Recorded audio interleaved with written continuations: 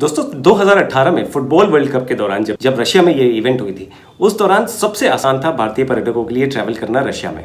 हजारों की तादाद में भारतीय पर्यटकों ने यहाँ पे ट्रैवल किया। यहाँ के डिफरेंट सिटीज़ जैसे कजान, सोची, मॉस्को, सेंट पीटर्सबर्ग, इन सब जगहों पे भारतीय पर्यटक जो फैंस थे फुटबॉल के, वो लोग गए, वहाँ पे मैचेस देखे, वहाँ पे साइट सीइंग करी, वहाँ की एक्टिविटीज़ में इन्वॉल्व हुए और उसके बाद में एक बहुत अच्छी हॉलीडे के बाद में वो वापस आए। दोस्तों ये इतना आसान था कि टिकट परचेज करते टाइम पे आपके पास में एक फ़ैन आईडी आता था। फ़ैन आईडी को लेके आपको सिर्फ ट्रैवल करना था आपकी अपनी एयरलाइंस की टिकट और होटल बुक करा के। वहाँ पे पहुँचने के बाद में सारे भारतीय पर्यटकों को ऑन अराइवल वीज़ा दिया गया और वो अपनी एक अच्छी छुट्टियाँ वहाँ पे एंजॉय कर पाए।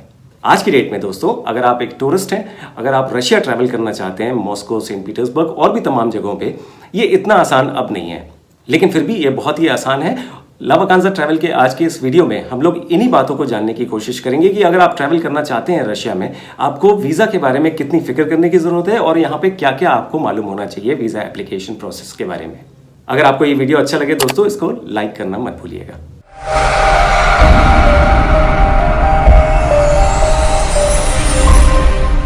दोस्तों रशिया के वीज़ा को हम 4 पार्ट्स में आसानी से समझ सकते हैं। सबसे पहला है इनविटेशन लेटर, जो कि एक टूरिस्ट कंफर्मेशन लेटर होता है। दूसरा पार्ट जो है समझने का, वो है एप्लीकेशन फॉर्म। आप इस एप्लीकेशन फॉर्म को कहाँ से हासिल कर सकते हैं और आपको किस तरह से इसको भरना है।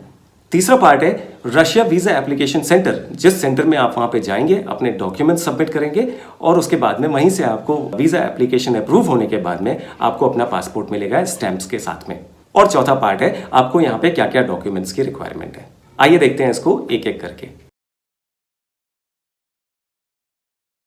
दोस्तों रशिया वीज़ा के लिए सबसे इंपॉर्टेंट चीज़ जो है वो है सबसे पहले आपका इनविटेशन लेटर, जिसको हम टूरिस्ट कंफर्मेशन लेटर भी कहते हैं। ये आपको किस तरह से मिलता है? जब आप कोई होटल की बुकिंग कराते हैं मॉस्को में, सेंट पीटर्सबर्ग में, जहाँ पे भी आप जाना चाहते हैं, जिस होटल में आप रह रहे हैं उस होटल से, या फिर अगर आपने कोई टूर बुक किया हुआ है और आपका टूर ऑपरेटर है, वो आपको ये इन्विटेशन लेटर भेजता है या टूरिस्ट कंफर्मेशन लेटर भेजता है। दोनों केसेस में दोस्तों एक ये फिक्स फॉर्मेट होता है जिसमें आपका नाम एज ऑन पासपोर्ट, आपके पासपोर्ट नंबर, आपकी एंट्री डेट, एग्जिट डेट, ये सारी डिटेल्स स्टेप बाय स्टेप उस फॉर्मेट में होने चाहिए। दूसरी और सबसे इंपॉर्टेंट चीज है visa application form. Visa application form के लिए आपको इस वेबसाइट पे जाना है।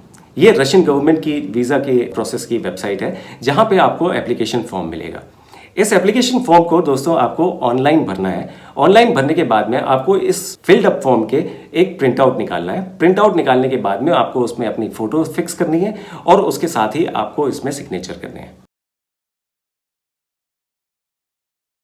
तीसरा स्टेप है दोस्तों, आपको कौन कौन से डॉक्यूमेंट्स चाहिए।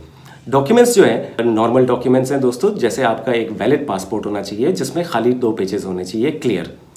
आपका पासपोर्ट ऑफ कोर्स एक अच्छी कंडीशन में होना चाहिए और ये वैलिड होना चाहिए at least for the 6 months from the date of entry और एग्जिट फ्रॉम रशिया।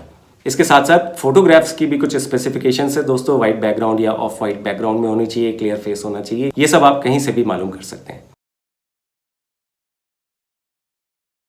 इसके बाद ये सारे डॉक्यूमेंट्स को कोलेक्ट करने के बाद में आपको रशियन वीज़ा एप्लीकेशन सेंटर में जाना है। वीज़ा एप्लीकेशन सेंटर में जाने के बाद में आपको अपना पासपोर्ट, आपकी फोटोग्राफ्स, आपके एम्प्लॉयमेंट प्रूफ जैसे विजिटिंग कार्ड या फिर और कोई डिटेल्स आपको सबमिट करने हैं वीज़ा एप्लीकेशन फॉर्म के साथ में।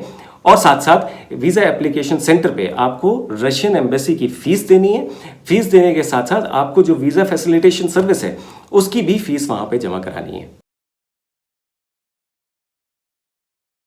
बस इतना सा ही प्रोसेस है दोस्तों। और इसके बाद जब आप ये सारे डॉक्यूमेंट्स अपने सबमिट कर देते हैं रशियन वीज़ा एप्लीकेशन सेंटर में, उसके बाद में ये एम्बेसी आपका आमतौर पे 10 वर्किंग डेज लेती है आपका वीज़ा अप्रूव करने में। वीज़ा अप्रूव करने के बाद में आप यहाँ से वापस आके अपने डॉक्यूमेंट्स आप कलेक्ट कर सकते हैं, अपना पासपोर्ट कलेक्ट कर सकते हैं। जब हम लोग ये कहते हैं कि 10 दिन का प्रोसेसिंग टाइम होता है दोस्तों, यहाँ पे याद रखिएगा कि ये 10 दिन का जो प्रोसेसिंग टाइम है ये फिक्स नहीं होता है। हो सकता है इसमें एम्बेसी आपका ज़्यादा टाइम भी ले ले। उसके साथ साथ जब हम लोग डॉक्यूमेंट्स की लिस्ट आपको बताते हैं तो ये डॉक्यूमेंट्स की लिस्ट भी आपकी फिक्स नहीं होती है। ये भी हो सकता है कि एम्बेसी आपसे पर्पस ऑफ विजिट को और समझने के लिए आपसे कुछ और डॉक्यूमेंट्स की डिमांड कर सकती है। साथ साथ अगर एम्बेसी को दोस्तों ये भी लगता है कि आपसे वो मिलना चाहते हैं for the sake of a interview, तो आपको इंटरव्यू के लिए भी कभी भी कॉल किया जा सकता है। दोस्तों वैसे तो ये एक बहुत ही आसान प्रोसेस है, नॉर्मली हफ्ते से 10 दिन में आपका पासपोर्ट मिल जाता है। लेकिन इसमें एक और प्रोविजन है, अगर आपके पास में कोई अर्जेंसी है, आप जल्दी आप अपनी हॉलिडे लेना चाहते हैं, अर्जेंट वीज़ा के प्रोसेस में भी आप अपनी एप्लीकेशन प्रोसेस करने के लिए रिक्वेस्ट कर सकते हैं।